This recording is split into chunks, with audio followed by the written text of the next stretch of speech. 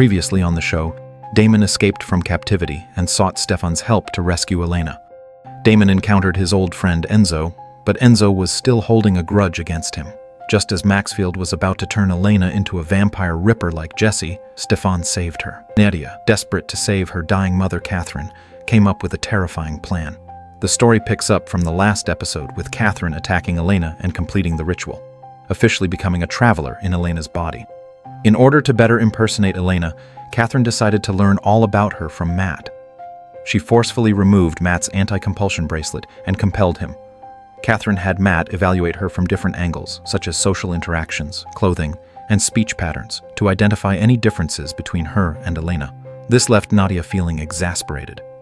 Katherine intended to fully replace Elena, but Nadia locked her in a hotel room, forbidding her from contacting anyone, as Katherine's possession was only temporary, and Elena's consciousness could wake up at any moment. To make sure Katherine permanently inhabited this body, Nadia had to find Katherine's corpse. Over the past few days, Damon had been relentlessly calling Elena, but Katherine ignored every call.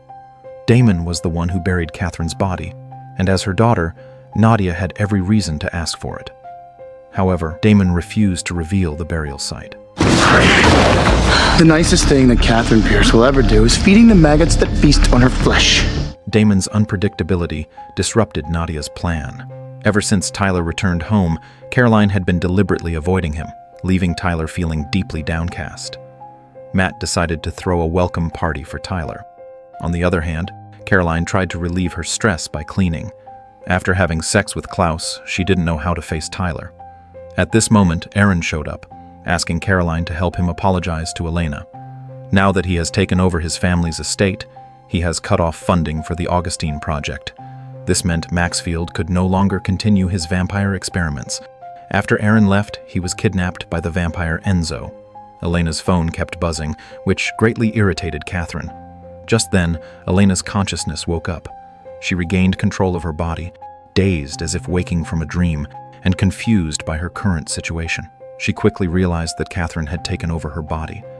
Elena was on the verge of losing it. She hurriedly broke free from her chains, and just as she was about to answer the phone, Nadia arrived in time to cast a spell, summoning Katherine's consciousness back. Elena has been missing for so long that her friends are starting to get suspicious. Katherine believed she had to attend the party tonight. Not only would it ease everyone's suspicions, but it would also give her a chance to find out the location of her original body. I've impersonated Elena 1,000,000 times. I can mimic everything about her. This is different. You're not impersonating Elena. You are Elena. Nadia thought it was too risky. The group was too sharp, and the slightest mistake would expose her. Katherine decided she needed a crash course in Elena's life. Matt was undoubtedly the best teacher, so Katherine arranged to meet with him again. Elena, hey. Hi, Maddie. But as soon as Katherine opened her mouth, she slipped up, proving she did need a refresher. Meanwhile, Enzo delivered Aaron to Damon, offering Damon one more chance to save their friendship. Aaron, being the last remaining member of the Whitmore family, was someone Enzo wanted Damon to personally finish off. At the party, Katherine approached Stefan. She perfectly mimicked Elena, leaving Stefan without a hint of suspicion. Katherine deliberately steered the conversation towards herself, thinking Stefan would be devastated. I'm okay. Stefan, you don't have to hide your feelings. No, honestly, I'm okay. You know, we had a thing, it ended, and she died, and... This turned out to be awkward, as Katherine felt unsatisfied. You know, maybe we should give her like a funeral. Hearing that Elena wanted to hold a funeral for Katherine left Stefan confused. In an effort to discover where her body was, Katherine took a risk. Luckily, Stefan didn't press the issue and told Katherine that her body was buried in the old tomb. Meanwhile, Damon's hesitation left Enzo extremely frustrated. The Damon he knew wasn't the merciful type. After all, Damon had abandoned even his closest friends. At that moment, Damon received a call from Caroline, learning that Elena was at the party. Without a second thought, he snapped Enzo's neck, then compelled Aaron to forget the entire incident. Damon realized that to win Elena back, he had to restrain his darker instincts. After getting the information about where the body was buried, Katherine planned to leave, but Caroline stalled her, buying Damon some time. To get away, Katherine deliberately changed the subject. Knowing Tyler was nearby, she deliberately brought up Caroline's one-night stand with Klaus. Now that you've slept with Klaus, I mean, how was it? I am so not answering that. You so are. Oh my god. Afterward, Katherine rushed to the old tomb. Nadia and the travelers had already retrieved Catherine's corpse. As Mia was casting the spell, Elena's consciousness suddenly awoke. This time, she didn't make a sound, but instead assessed the situation. Are you okay? Save your daughterly concern, I'm fine. Upon receiving word, Damon hurried to the party to find Elena, unaware that she was in grave danger. To prevent Katherine from fully taking over her body, Elena took the initiative, knocking out Mia and severely injuring Nadia. She knew she had to warn her friends and escape the tomb while she still had control.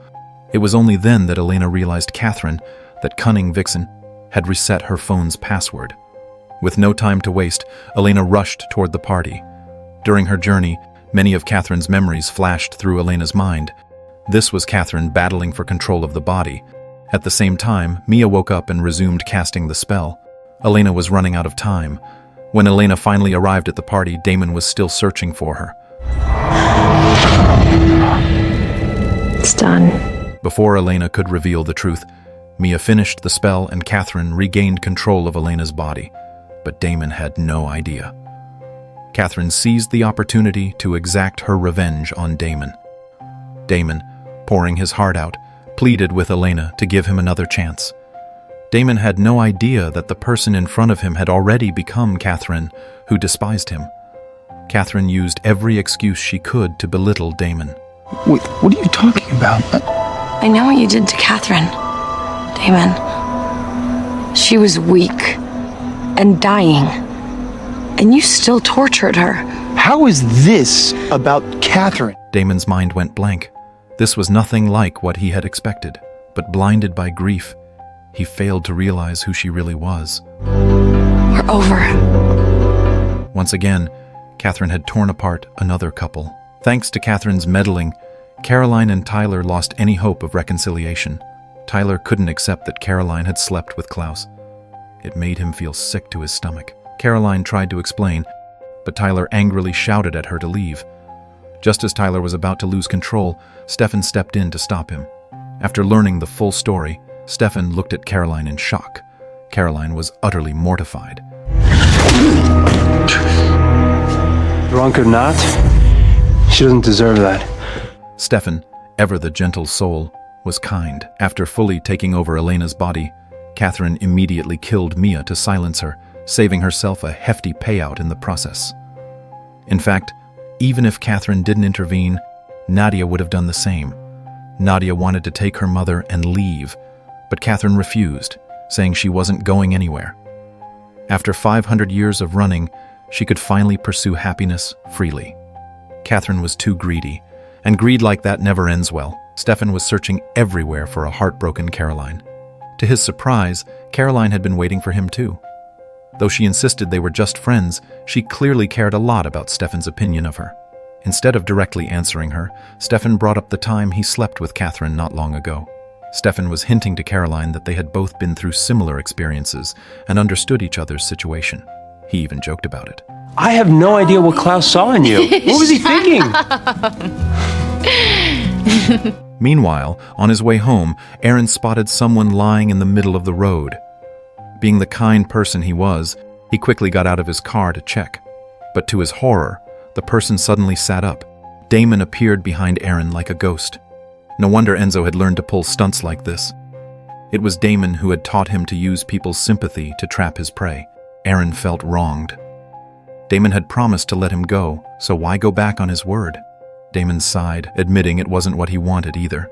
Elena thinks I'm a monster. You know what? She's right.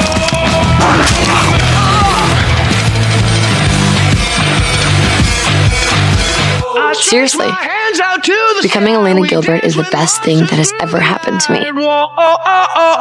Everyone loves me. But best of all, I'm a vampire again.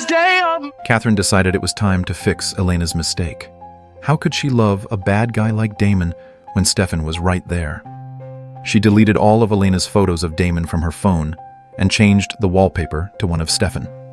Since Caroline had recently broken up, Elena began planning a singles party. As they were chattering away about the event, Bonnie noticed that the new girl across the room was twirling a pen telekinetically. The girl panicked when she realized she had been caught. Bonnie immediately recognized her as a witch. Earlier that morning, Stefan had found Aaron's body in the trunk of Damon's car, leaving him furious. Damon, however, couldn't have cared less. Ever since he started hanging out with Enzo, Damon had gone down a darker path. Together, they were planning to continue their revenge on Augustine. Stefan, disappointed and angry, scolded Damon for sinking so low, but Damon didn't see it that way. I'm better like this. Lately, Katherine had been feeling conflicted. After dumping Damon, it didn't seem right to immediately go after Stefan, so she turned to Matt for advice. Every time they talked, Nadia would wipe Matt's memory afterward. The mother would cause trouble, and the daughter would clean up after her. The two of them were in perfect sync. Meanwhile, the deranged Maxfield was hiding out in an abandoned hospital, continuing his vampire research. With his funding cut off, he was desperate. Just then, the travelers extended an olive branch. Sloane offered Maxfield financial support and protection. In return, she needed him to analyze some blood samples. As mentioned before, the travelers had obtained Elena's and Stefan's blood, and since Maxfield was an expert in blood research, the two sides formed a mutually beneficial partnership. To show their sincerity, the travelers retrieved Aaron's missing backpack. When Maxfield learned of Aaron's death, he was deeply saddened. But on the bright side, the vial of toxin was back in his hands. Meanwhile, Damon and Enzo, the sinister duo, had begun their rampage against Augustine, killing off most of its members. But they still hadn't found Maxfield's whereabouts. While Enzo was dealing with bodies, Stefan showed. In truth, Enzo had always wanted to be on good terms with Stefan, despite Stefan repeatedly rejecting his gestures of friendship. Looks like he could use it.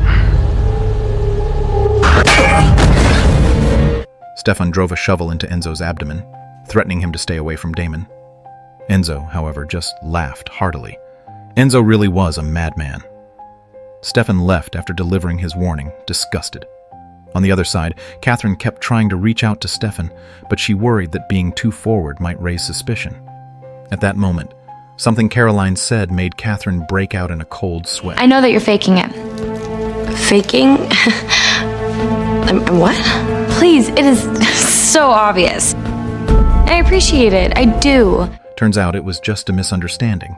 Caroline believed that Elena was pretending to be cheerful for her sake, especially since she had just broken up with Damon herself. Katherine sighed in relief, thinking for a moment that she had been exposed. Just then, Stefan called, and Catherine's undisguised excitement made Caroline raise an eyebrow.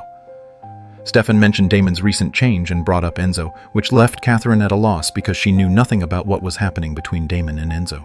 To buy herself time, and to get closer to Stefan, Katherine suggested they meet up and invited him to join her at the party tonight. After hanging up, Katherine immediately asked her backup, Nadia, to dig into Enzo's story. Nadia compelled Matt again, learning that Enzo and Damon were cellmates who had endured hardship together.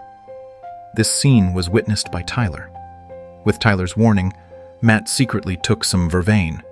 He planned to use this opportunity to investigate Nadia's schemes. Meanwhile, Damon and Enzo had kidnapped Jeremy to force Bonnie into performing a locator spell to find Maxfield's whereabouts. Since becoming the anchor to the other side, Bonnie had lost all her magic, but to protect Jeremy, she thought of another option, the young witch she had met in class. At the party, Katherine flirted with Stefan, throwing out all kinds of hints, but Stefan's mind was solely focused on saving his brother. He had truly moved on and was no longer fixated on Elena. Maybe it was easier for an outsider to see things clearly. Caroline noticed Elena's change. She purposely pulled Katherine away from Stefan, and by destroying one of Klaus's paintings, subtly hinted to Elena that she shouldn't hurt the Salvatore brothers just because she felt lonely. Katherine's expression darkened, and she stopped paying attention to Caroline. She immediately gave her daughter another mission, find out if Caroline had feelings for Stefan. At that moment, Damon and a reluctant Bonnie arrived at the party. They were there to find the young witch, and they bumped into Stefan and the others. Upon hearing that Jeremy was in Enzo's hands, Katherine feigned outrage, but in reality, she wouldn't have minded if Jeremy died. She even started scheming, thinking that if Jeremy were killed, Stefan would surely sympathize with her even more. Nadia warned her that Jeremy was the one person Elena cared about the most, and failing to help would raise too many suspicions. One moment, Katherine was cursing Jeremy, calling him a little rat, but the second Stefan came over, she slipped into character, sobbing as if her heart was breaking. Stefan hugged her, not knowing that Katherine was rolling her eyes. After hanging up, Nadia compelled Matt once more. Her mission was to find out whether Caroline had feelings for Stefan, as Katherine suspected. Matt pretended to be under compulsion, but he had already taken Vervain. Through Nadia's questions, Matt came to a shocking conclusion. Katherine had taken over Elena's body. After Nadia left, Tyler immediately appeared. Just as Matt was about to reveal the truth, Nadia suddenly returned. You're not going to tell him anything. Meanwhile, Bonnie sought out the young witch, Liv, hoping she would help with a small spell. But Liv, terrified of using magic, refused to help. Left with no other choice, Caroline resorted to threats and intimidation.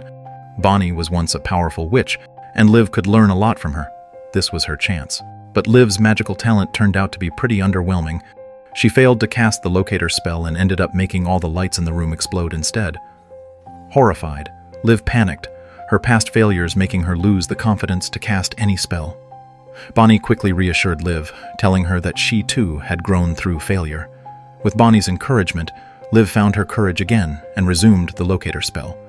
Meanwhile, with nothing better to do, Enzo had taken to torturing Jeremy. At the critical moment, Stefan and Katherine arrived. Stefan and Enzo got into a brawl, leaving the task of saving Jeremy to Katherine. To avoid blowing her cover, Katherine immediately started performing CPR on Jeremy, though her expression showed clear disgust, and she was a little too rough with him. Just then, Damon showed up. The locator spell had worked, and he had found Maxfield's location. There was no point in continuing the fight. Enzo, ever carefree, was all smiles. One minute he was fighting Stefan, the next he was slapping Stefan on the back like an old friend as he left. Stefan, however, was deeply disappointed in Damon. Their brotherly bond was broken, and Damon was driven away by Stefan. Katherine was thrilled. Her efforts had finally paid off. Seizing the moment, Katherine pursued Stefan more aggressively, but Stefan, sensing her advances, decided to be honest with her. He confessed that after Elena had fallen in love with Damon, he had been waiting for Damon to make a mistake so Elena would come back to him. What he hadn't expected was that love had changed Damon. After a while, I just stopped waiting for him to fail, because I liked the person that he had become. The brothers were the ones who truly loved each other. This was something Katherine couldn't accept. She immediately switched tactics, playing the selfless card, saying she was willing to help redeem Damon, but only for Stefan's sake. Stefan, touched by her words, embraced her. At that exact moment, Caroline showed up, and the atmosphere turned awkward. Why did Stefan look so guilty? Meanwhile, Damon and Enzo thought they were about to catch Maxfield, but instead they walked right into a trap. The travelers cast a spell to suppress both of them, while Maxfield seized the opportunity to inject Damon with the Ripper toxin. When the two woke up, both Maxfield and the travelers were gone. In the lab, they rescued an innocent vampire boy, who was incredibly grateful to them. But the moment Damon caught a whiff of the boy's blood, the Ripper virus inside him was triggered. He pounced on the boy, savagely biting into him, while Enzo stood behind, completely shocked by what he was witnessing. Thanks.